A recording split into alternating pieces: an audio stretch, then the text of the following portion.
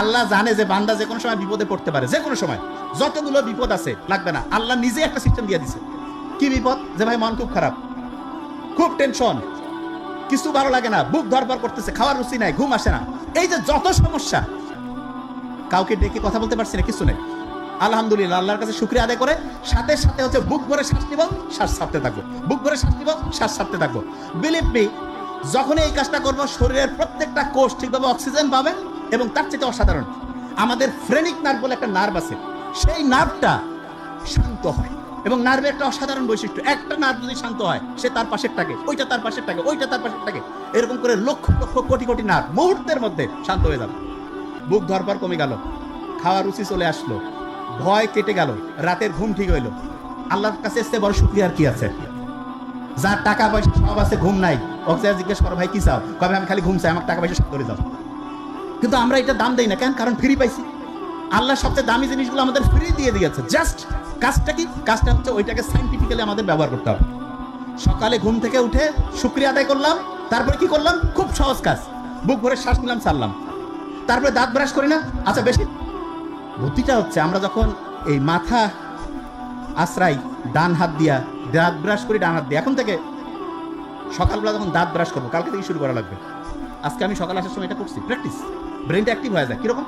বাম হাত দিয়ে দাঁত ব্রাশ করবো, বাহ কত সুন্দর। মাথায় যখন চুলটা আশ্রাবো, বাম হাত দিয়ে।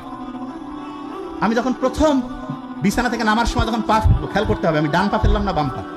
যে ভাই এগুলো কি কোন? হ্যাঁ, ব্রেইনের অ্যাক্টিভিটি বাড়তে থাকবে। ছোট্ট ছোট্ট কাজ, রকেট সায়েন্স না, কিন্তু লাইফ চেঞ্জ করে দিবে ইনশাল্লাহ।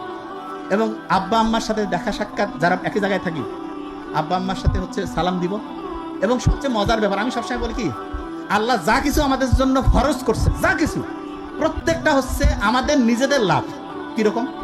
আমি মায়ের সাথে বাবার সাথে একটু হাসি মুখে কথা বললাম, অক্সিটোসিন ক্ষরণ হইল।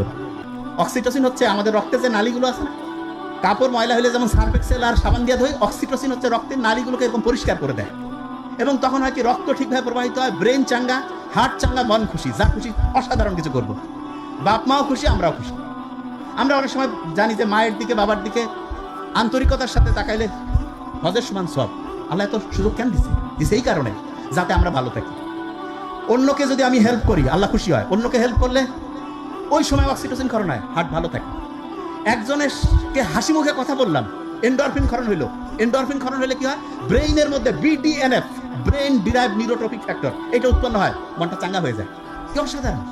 তার মানে ইসলাম যা কিছু ফরজ করছে প্রত্যেকটাই আমাদের শক্তিকে বাড়ায় দেয়, এনার্জি বাড়ায়, ব্রেইনের ক্যাপাসিটি বাড়ায়। আর যেগুলো নিষেধ করছে প্রত্যেকটাই আমাদের শক্তি কমায় দেয়, ধ্বংস করে।